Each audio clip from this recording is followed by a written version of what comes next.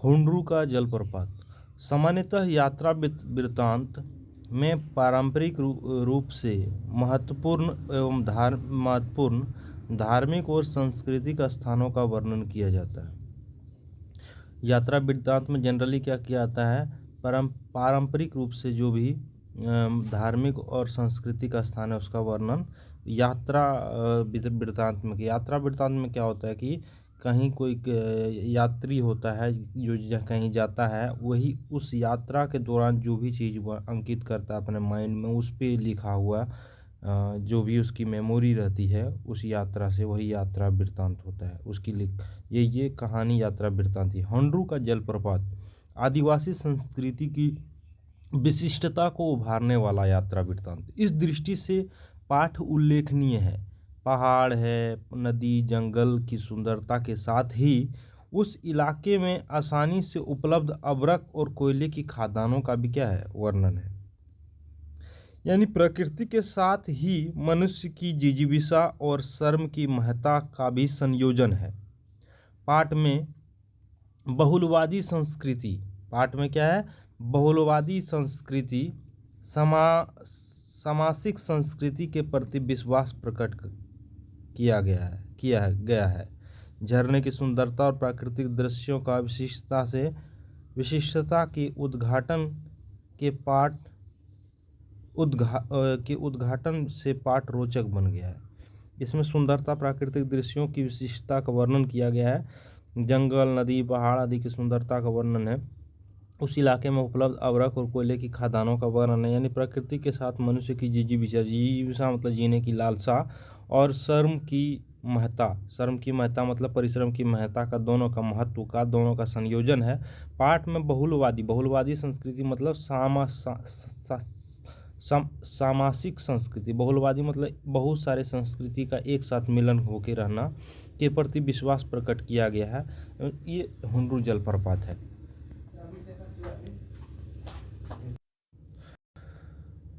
छोटा नागपुर स्वर्ग का एक टुकड़ा है। जमीन में हरियाली, आकाश में नीलिमा। छोटा नागपुर झारखंड में है।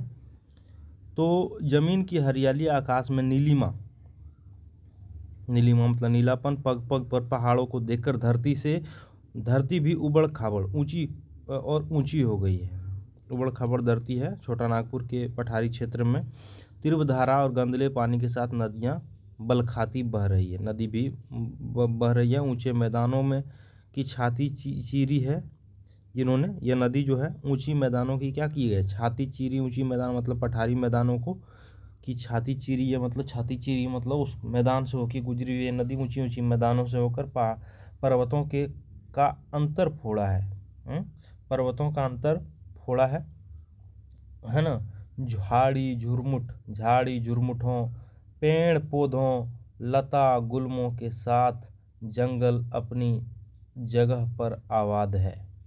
उन्होंने जंगली जानवरों को शरण दिया है। जंगल में क्या क्या है, पेड़ पौधा है, लता गुल्मों मतलब लत पात, झाड़ झंझट, वो सारा चीज़ है उससे भरा हुआ है। बेहतरीन सड़कें जिनके बनाने में ठेकेदार को कम तरदूद और विभाग का कम व्यय पड़ा है ना।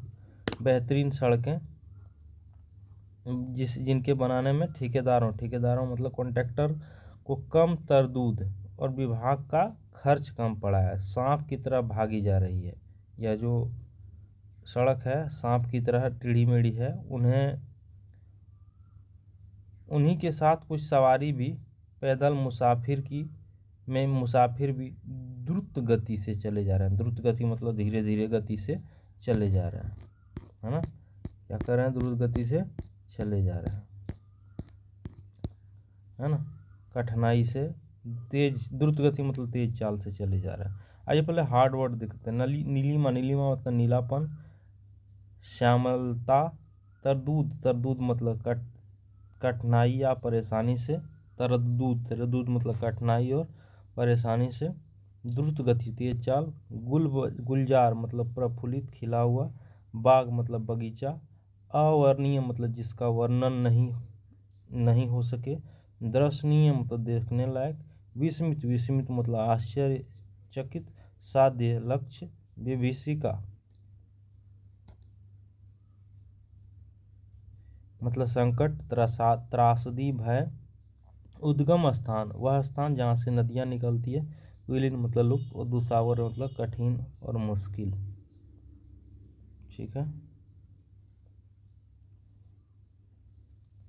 तो क्या चल रही है, नदियाँ मुसाफिर क्या कर रहे हैं, द्रुत गति से चलते जा रहे हैं, और सड़क को बनाने में ठेकेदारों को काफ़ी क्या हुई थी, तरदूत मतलब परेशानी, विभाग को कम व्यय पड़ा, और विभाग को कम व्यय पड़ा।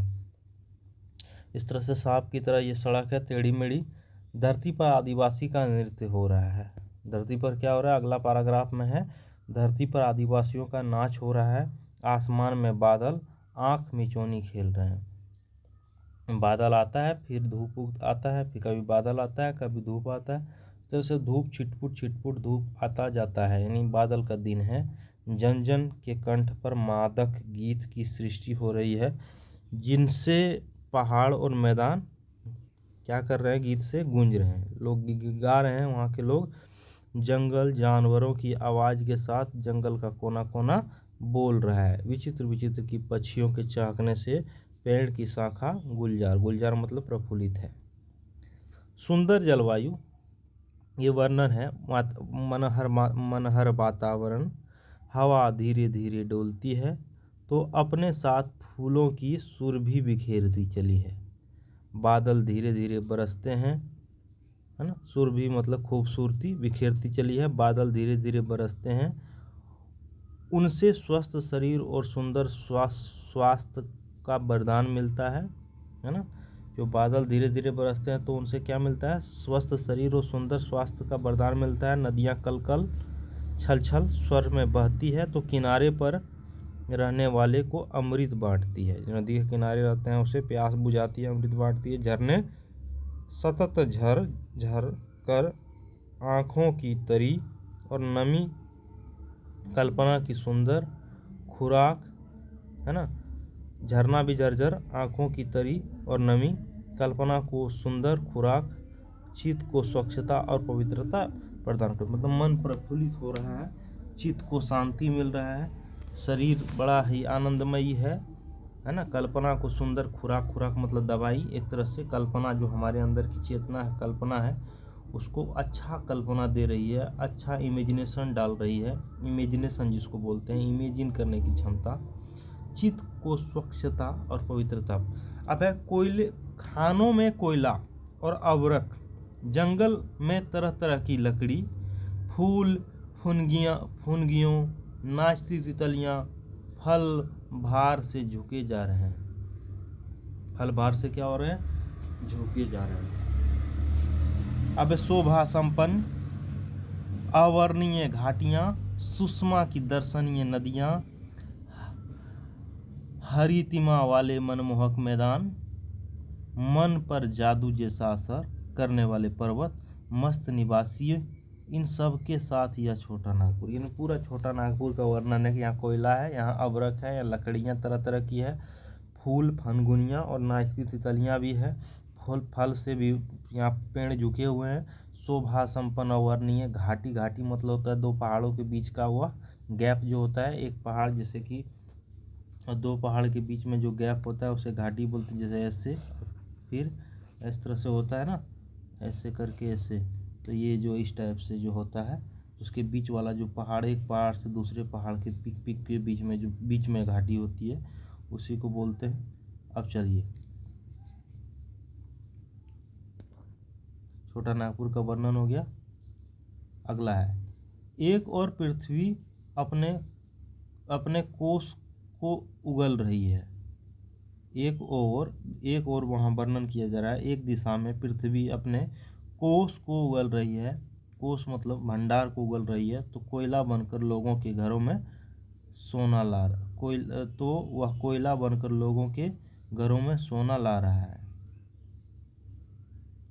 जो पृथ्वी है, पृथ्वी क्या कर रही है, एक और कोष उगल रही है, अपने कोष, अपने अंदर के भंडार को निकाल रही है, जिससे कोयला बनकर लोगों के घरों में सोना ला रहा है। एक और पृथ्वी अपनी चमक का प्रदर्शन कर रही है। एक और क्या कर रही है, कोयला बनकर पृथ्वी, कोयला निकल रहा है, मतलब कोयला जो वहाँ पे होता है वो निकल रहा है एक तरफ, और दूसरी ओर क्या हो रहा है, चमक, चमक का, दमक का प्रदर्शन कर रही है चमचमाहट के साथ। छोटा नागपुर के पठार में कहीं कहीं कोयला भी है, जो वहाँ कोयला है तो वहाँ कालापन, और वहाँ पे क्या है, उतना चमक नहीं है पृथ्वी में, लेकिन दूसरी ओर जंगल है तो वहाँ चमक है, दमक है, अच्छा लगता है, ये सारा चीज़ है। तो दोनों ओर से पृथ्वी क्या है, वहाँ की छोटा नागपुर की भूमि संपन्न है ना। क्या कर रहा है, एक और घर में हर घर की ज़रूरत कोयला पूरा कर रहा है, और दूसरी ओर जंगल जो है वह सुंदरता प्रदान कर रहा है। अबरख बनकर दुनिया का श्रृंगार कर रही है, और वही है, तो वह अबरख बनकर दुनिया को क्या कर रही है, दुनिया का श्रृंगार कर रही है। वहीं अबरख भी है छोटा नागपुर के पठार में, तो दुनिया का श्रृंगार कर रही है, शोभा बढ़ा रही है। अपने निरंतर संघर्ष से नदियाँ पत्थर को खराद कर एक नवीन आकार प्रस्तुत कर रही है। नदियाँ भी क्या कर रही है, एक अच्छा नवीन मतलब नया आकार प्रस्तुत कर रही है। किसको, पत्थर को काट रही है नदियाँ, और एक नया रंग का आकार दे रही है उस पत्थर को। तो लोग श्वेत शालिग्राम कहकर पूजते हैं। तो उसे लोग, जब नदियाँ उसको एक पत्थर को एक आकार दे देती है तो उसे सादा शालिग्राम, श्वेत शालिग्राम कहकर उसे पूजते हैं। पत्थर से करुण की धारा झर रही है। पत्थर से क्या आ रही है, करुणा मतलब प्रेम की धारा झर रही है, जिसे लोग झरना कहकर विस्मित भाव से देखते हैं। विस्मित मतलब हम लोग पढ़े थे, इसका मतलब होता है, विस्मित मतलब होता है आश्चर्यचकित भाव से देखते हैं। चलिए, इस छोटा नागपुर में कई दर्शनीय झरने हैं। उनमें से हुंडरू झरना एक निराला है। जब मैं भी रांची गया, ये बोला जा रहा है इसमें, जब मैं भी रांची गया, जब मैं भी कहाँ गया, रांची गया, जब मैं भी रांची गया, ये कामता प्रसाद सिंह के द्वारा लिखा गया है। तो बोल रहे हैं, लेखक बोल रहे हैं कि जब मैं भी कहाँ गया, रांची गया, हुंडरू देखना देखने ज़रूर जाता हूँ। बोल रहा है, मैं जब भी रांची गया हुंडरू देखने ज़रूर जाता हूँ। जब भी ये रांची जाते थे तो हुंडरू देखना जाते थे। यह झरना जिसने मेरे मन प्राण पर जादू किया है, यह झरना है जिसकी स्मृति भूलती नहीं, हमेशा लेखक के याद में रहता है। यह झरना जिसके बारे में लिखते हुए मैं आघाता मतलब कभी पेट नहीं भरता मेरा, हमेशा इसके बारे में वर्णन करने का मन करता है, मन नहीं भरता है, और लिखने का मन करता है। रांची के पुरलिया वाली सड़क पर 14 किलोमीटर मतलब 14 मील जाने हैं, 14 मील मतलब लगभग 20-21 किलोमीटर जाने के बाद एक सड़क मिलती है जिससे हुंडरू पहुँचते हैं। पुरलिया रोड से उसकी दूरी 13 मील है। यो रांची से हुंडरू 27 मील दूरी पर, यानी लगभग 40 किलोमीटर की 50 किलोमीटर की दूरी पे है। महात्मा गांधी ने कहा कि साध्य की पवित्रता एवं महत्ता तभी है, साध्य की पवित्रता और महत्ता तभी है। साध्य मतलब होता है लक्ष्य होता है, क्या होता है, लक्ष्य।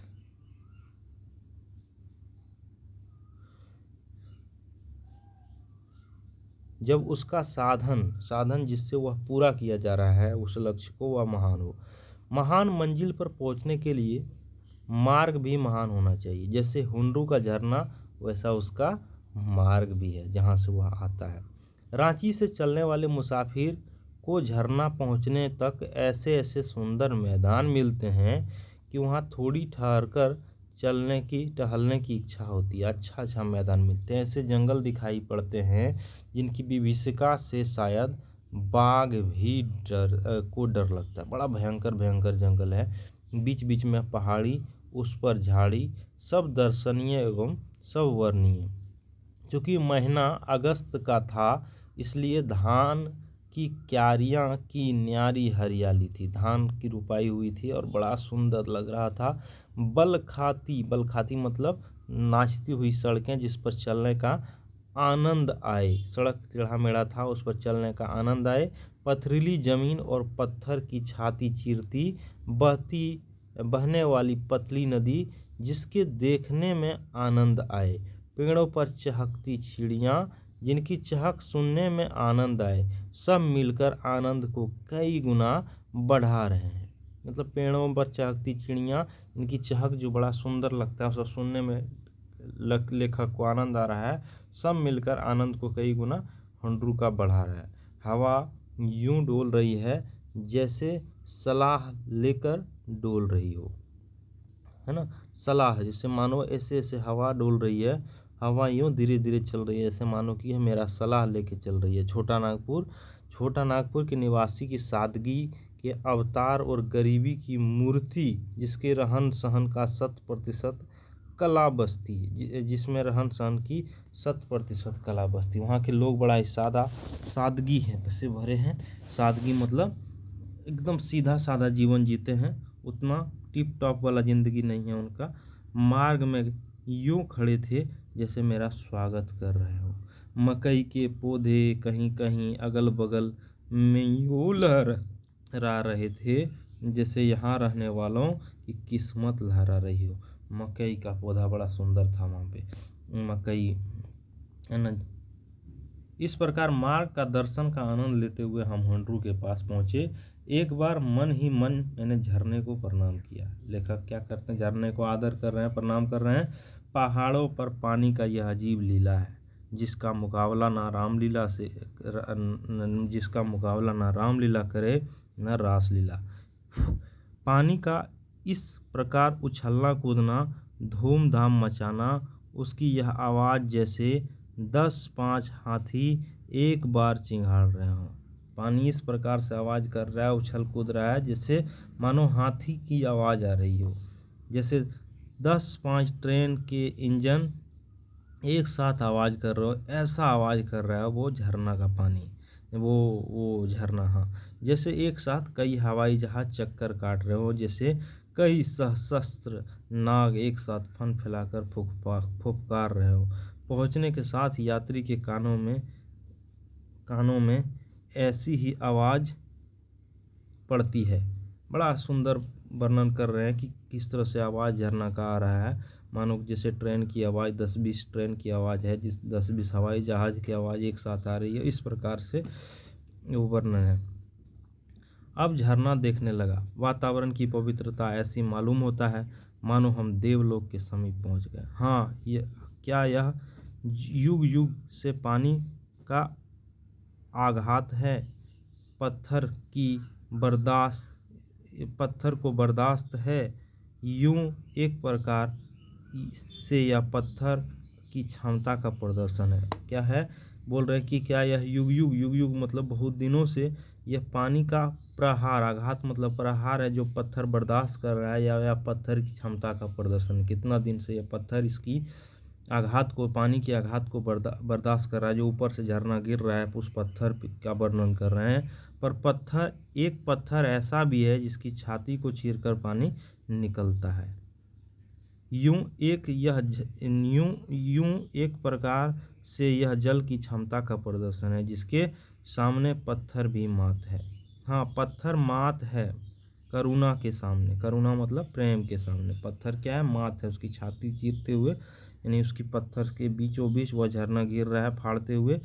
प्रेम के सामने उसके अपार बल का स्वरूप पत्थर की छाती से धारा फूटती है। यानी मानो कि पत्थर करुणामय हो गया है और अपनी छाती चीर दिया है, और उससे होकर क्या हो रहा है, धारा फूटती है। पत्थर की आँखों से आंसू निकलते हैं और पत्थर का कलेजा पिघल जाता है। ऐसा वर्णन है, पत्थर का भी वर्णन कर रहे हैं। पत्थर पर नदी का यह खेल, यह नदी स्वर्ण रेखा, जिसका उद्गमन से 50 मील आगे आकर यह झरना है। स्वर्ण रेखा नदी पर ही हुंडरू जलप्रपात है, और उद्गमन से 50 मील मतलब लगभग 80 किलोमीटर वहाँ से आगे है। स्वर्ण रेखा नदी रांची, धनबाद, सिंहभूम, बालासोर जिले से होकर बंगाल की खाड़ी में जाके गिरती है। नदी जहाँ पहाड़ को पार करके चेष्टा से पहाड़ पर चढ़ती है, वहाँ पानी की कई धाराएं हो जाती है। जहाँ पर वो पहाड़ को पार कर पार करने की चेष्टा में, जब पहाड़ को पार करने की चेष्टा में पहाड़ पर जब चढ़ जाती है, पहाड़ पर चढ़ती है तो वहाँ कई धाराएं हो जाती है, और जब सबकी सब धाराएं एक होकर पहाड़ से नीचे गिरती है, चढ़ने के समय तो कई धाराएं हो जाती है, जब गिरती है तो एक हो जाती है। एक विचित्र दृश्य दिखाई देता है। यह झरना जिसकी ऊंचाई 243 फुट है, उजला पानी ऐसा प्रतीत होता है कि पानी के चक्कर और भंवर में पीसकर पत्थर का सफ़ेद चूर्ण गिर रहा है। ऐसा झरना का वर्णन है कि पानी उस पहाड़ पर जब ऊपर चढ़ते समय इधर उधर धारा नदी की चली जाती है और फिर ये गिरती है एक साथ होकर, तो इस तरह से लगता है कि जैसे सफ़ेद पत्थर का चूर्ण गिर रहा है। इस प्रकार से वर्णन है। कभी ऐसा भी मालूम होता है कि रुई धुनने वाला अपनी धुनकी पर रुई धुनकर ऊंचे बैठे हुए गल्ले से नीचे गिरा रहा है। जैसे कि रुई धुनने वाला क्या करता है, जिस तरह रुई सादा सादा गिरता है, पानी का झरना भी लगता है रुई जैसा गिर रहा है। बचपन में हवा की मिठाई लेकर फेरी वाला आता था तो उनका रंग लाल होता था। प्रतीत होता है वैसे ही उजले रंग की हवा मिठाई को लेकर पर्वत आज स्वयं फेरी देने निकला है। इस हवाई मिठाई सा फुहारा जैसा हल्का फल्का जैसा लगता है वो झरना जो ऊपर से गिरता है। कहीं कहीं बीच में चट्टानों पर प्रबल धार गिरती है तो संघर्ष से इंद्रधनुष जैसा रंग उत्पन्न होता है। जान पड़ता है कि सतरंगा पानी हवा में उड़कर विलीन हो रहा है ना। हवा में उड़ता इंद्रधनुष फरफरा रहा है, ऐसा वर्णन है। कभी कभी इंद्रधनुष का भी वहाँ पे ये बन जाता है। चारों ओर जंगल और पहाड़ों के बीच प्रकृति का यह लीला स्थली है। झरना के एक और जंगल रांची में है तो एक और जंगल हजारीबाग में है। बीच में झरना बह रहा है, मानो यह संदेश हो वह सबके लिए, सबका कल्याण, सबका उद्देश्य। यानी हाँ, रांची का भी जंगल है इसमें और हजारीबाग का भी जंगल, वह ना रांची का है ना हजारीबाग का है बल्कि सबका है।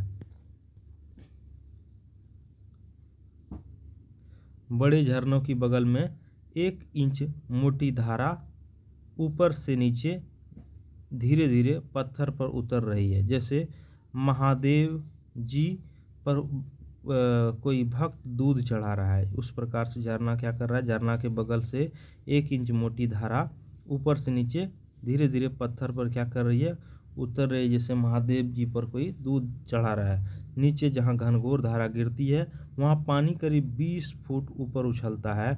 लगता है कि पत्थर को चीर कर आने वाली पानी का स्वागत करने वाले और उसको कंठहार पहनाने के लिए नीचे से पानी ऊपर दौड़ता है।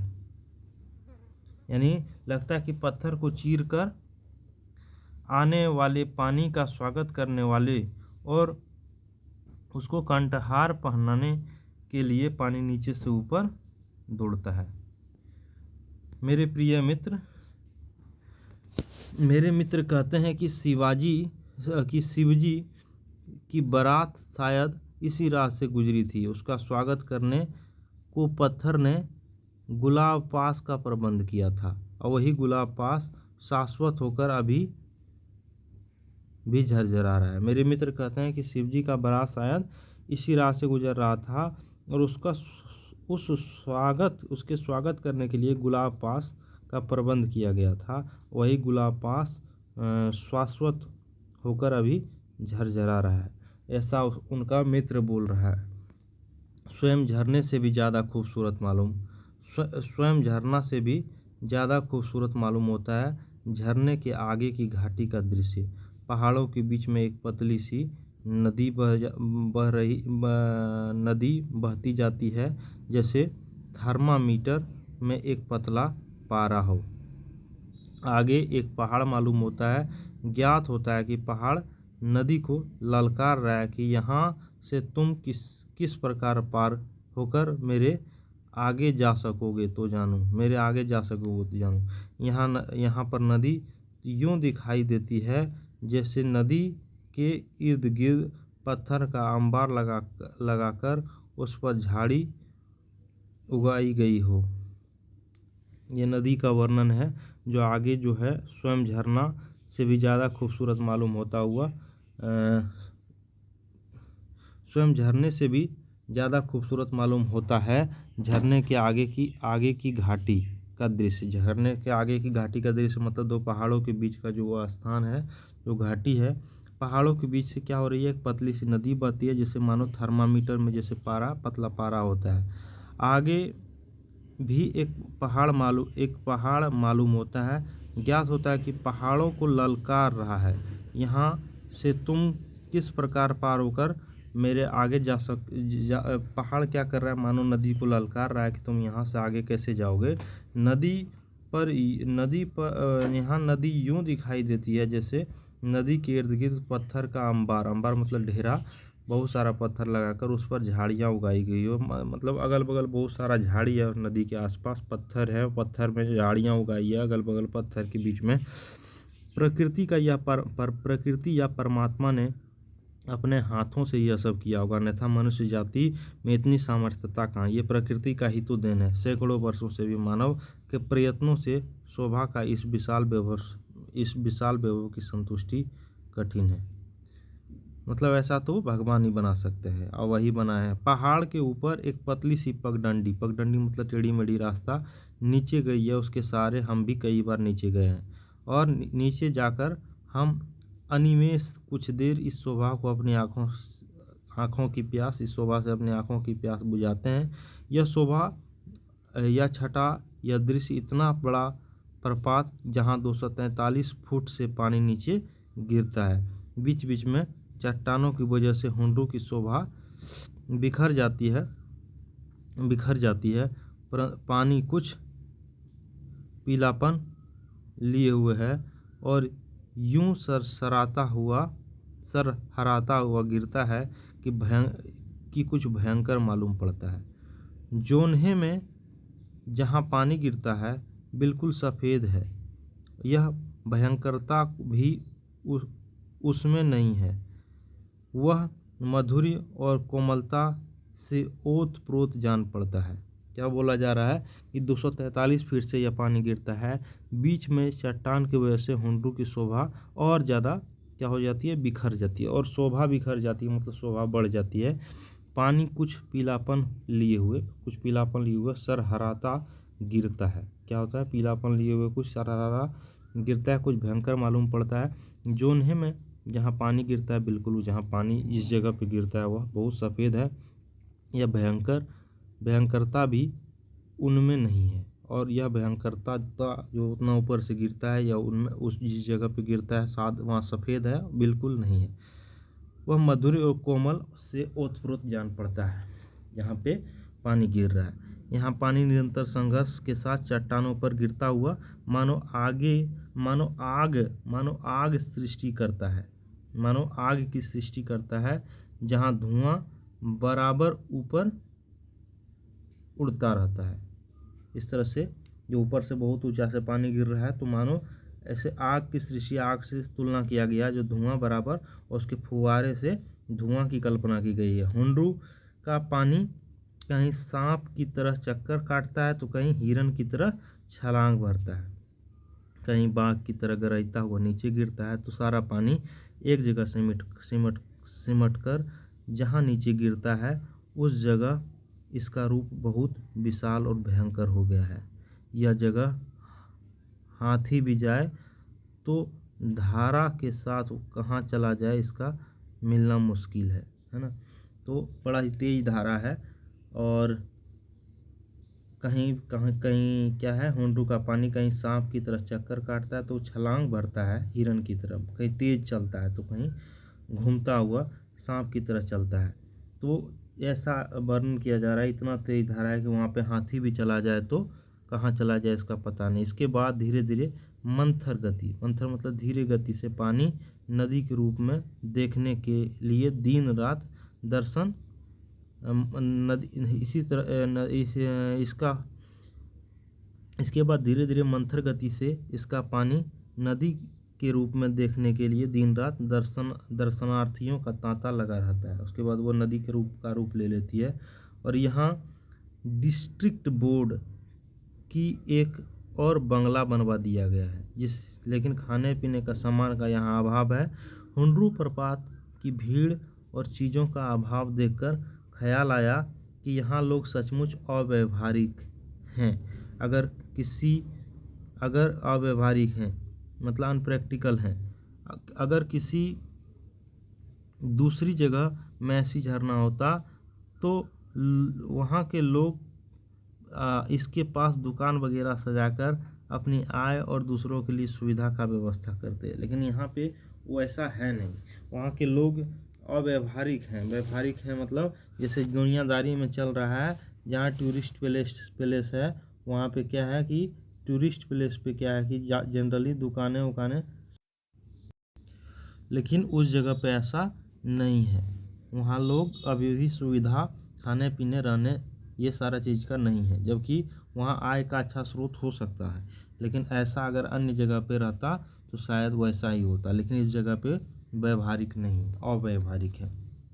धन्य हुंड्रू किस युग से किस महाकवि की वाणी, किस संगीत की स्वर लहरी और किस प्रेमी की रुंदन ध्वनि से पिघलकर यह पाषाण मतलब पत्थर बह रहा है। ऐसा कवि कह रहे हैं कि धन्य है यह हुंड्रू जो किस युग से किस महाकवि किस कवि की आवाज़ बनकर यह संगीत की स्वर लहरी और किस प्रेमी की रुदन ध्वनि मतलब प्रेम की ध्वनि, प्रेमी की बिछड़ने की आवाज़, रुदन ध्वनि रोने की ध्वनि, एक तरह से जो प्रेमी बिछुड़ने से रोता है उस प्रकार की ध्वनि से पिघलकर यह पाषाण बह रहा है। यह कह सकना असंभव है, पत्थर की अंत स्थल जैसे पिघलकर बह रहा है वैसे मनुष्य का अंतर द्रवित होकर बहने लगता तो संसार से कलह कपट स्वार्थ छीना झपटी का अंत हो जाता। कवि कह रहे हैं जिस प्रकार से यह पत्थर अंत स्थल जैसे पिघल कर बह रहा है, जैसे यह पत्थर पिघल कर बह रहा है मतलब पानी जिस तरह से निकल रहा है, लगातार झरना बना हुआ है और बड़ा सुंदर दृश्य है।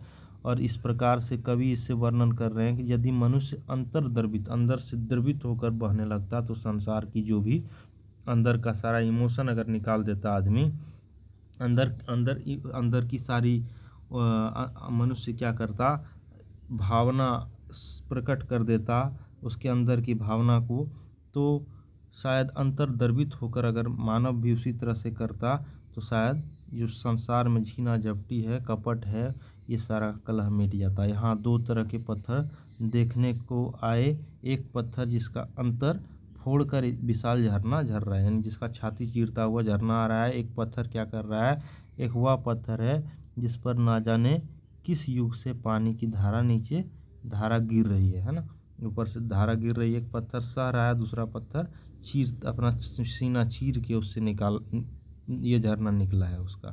तो दो प्रकार, जहाँ पर वह जरा भी विचलित नहीं होता है, ज्यों का त्यों खड़ा रहता है, घिसता भी नहीं है, धंसता भी नहीं है, खिसकता भी नहीं है, पत्थर वहाँ का वहीं है। 243 फुट का ये जलप्रपात निराला है। सुंदरता यहाँ साकार हो गई है। वर्णन शक्ति की यहाँ और भावों की कमी हो गई है। विचित्र शोभा है, कभी पुरानी नहीं पड़ती। धन्य प्रपात जो सदा एक सा बह रहा है, अविचल दोनों का उदाहरण यहाँ एक बार में ही उपस्थित है, ऐसा वर्णित है। दानी दान करता है तो गुमान करता है, पर युग युग से ना जाने कितना पानी यह पहाड़ दान कर चुका है, पर इसको कोई अभिमान नहीं है। दानी दान करता है तो गुमान करता है कि इतना दान किया, पर युग युग से यह जो पानी ना जाने कितना पानी यह पहाड़ दान कर चुका है, लेकिन इसको कोई अभिमान नहीं है, उसको घमंड नहीं है, कितना पानी उससे निकल गया है। अंध आवाज़ सुन ले तो प्रवाह का अंदाज लगा लें। अंध आवाज़ सुन ले तो प्रवाह का अंदाज लगा लें। और बहरे, अगर अंधे लोग भी इसकी आवाज़ सुन ले तो उसे लगे कि कुछ चल रहा है, प्रवाह बह रहा है, चल रहा है, प्रवाह हो रहा है। और बहरे अंधे आवाज़ सुन ले तो भी, और बहरे प्रवाह देख ले तो आवाज़ का अंदाज़ा उसे आवाज़ का अंदाज़ा लगा ले। समुद्रता, बहरा लोग तो सुन नहीं पाएगा, तो अगर देख ले वह तो उसे आवाज़ का अंदाज़ा लग जाएगा। समुद्र गंभीरता के लिए प्रसिद्ध है। समुद्र गंभीरता के लिए प्रसिद्ध है, तो हुंडरू अपनी चपलता के चलते मशहूर है। जहाँ समुद्र गंभीर है, शांत है, वहीं यह जो है क्या है, चपलता, चंचलता के लिए मशहूर है। किंवदंतियाँ यह है कि यह हुंडरू से 7 मील पर कुछ लोग ने एक प्रपात देखा है जो इससे कई गुना बड़ा है, पर वहां जाने का रास्ता इतना बीहड़ और घनघोर और भयंकर है कि जंगल के उस भाग में पहुंच सकना दुश्वार है। अगर बात सही है तो जंगल विभाग को उसको ठीक से पता करके वहां तक का मार्ग निर्माण कराना चाहिए, जिससे वह प्रपात भी जनता के सामने आ सके। ऐसा किंवदंतियां है, कहावत है कि हुंडरू से 7 मील दूरी पर एक ऐसा प्रपात है जो यह हुंडरू जलप्रपात जो 143 फीट से 243 फीट से गिरता है। यहाँ पे पानी पत्थर को चीरता हुआ उस पत्थर पे गिरता है, वो उससे भी बड़ा है, लेकिन वह घनघोर जंगलों के बीच में है। वहाँ के आसपास के लोग ऐसा बोलते हैं। तो ये रिक्वेस्ट कर रहे हैं कि अगर सही बात है यह, तो जंगल विभाग को ठीक करके यहाँ मार्ग का निर्माण कराना चाहिए। वह प्रपात जनता के सामने आ सके। जो भी हो, हुंडरू दर्शनीय है, इसका याद भूलने को नहीं। कितने दिन गुजर गए, लेकिन पानी आँखों के सामने उसी प्रकार उछल कूद मचा रहा है। तो ये कामता प्रसाद सिंह कामता प्रसाद सिंह बहुत महान लेखक हैं, उनके द्वारा ये लिखा गया है। हुंडरू का वर्णन है ये जलप्रपात, है ना। जलप्रपात क्या है, तो ऊंचे पहाड़ को चीरते हुए नीचे पत्थर पे ये गिरता हुआ पानी का सोर्स है, उसे ही हम लोग क्या बोलते हैं, जलप्रपात। यानी काफ़ी ऊंचाई से वो जो गिरता है वो जलप्रपात है। तो ये हुंडरू जलप्रपात के बारे में हम लोग पढ़े, जो कि झारखंड में छोटा नागपुर के पठारी क्षेत्र में है ना, जो रांची और हजारीबाग के बीच के जंगल में है। ऐसा कहा गया कि ये रांची में भी इसका कुछ भाग है और कुछ हजारीबाग में है। तो ये चीज़ है, ये तो लेखक बोलते हैं या ना रांची का है ना हजारीबाग का, बल्कि सबका है। तो बड़ा ही सुंदर ये वर्णन है, प्रकृति का एक बड़ा ही अच्छा स्वरूप है हुंडरू जलप्रपात। तो ये है हुंडरू जलप्रपात। ये देखिए इस तरह से 243 फीट ऊपर से पानी पहाड़ को चीरता हुआ पहाड़ पे गिरता है। कवि ने इस दृश्य का वर्णन हवा मिठाई से किया है, और तरह तरह की चीज़ों से, रुई से किए हैं, इस तरह से इंद्रधनुष से किए हैं। जिस प्रकार इंद्रधनुष की छटा बनती है जब वो गिरता है जलप्रपात और किसी पत्थर से टकरा के उछलता है, तो वह मानो कि फिर से उस स्वागत करने वालों को क्या कर रहा है। इस तरह का कवि ने बड़ा अच्छा वर्णन किया। आप देखे ही है, इसे बार बार आप पढ़िए और समझिए, फिर इसका क्वेश्चन आंसर भी करेंगे हम लोग। धन्यवाद।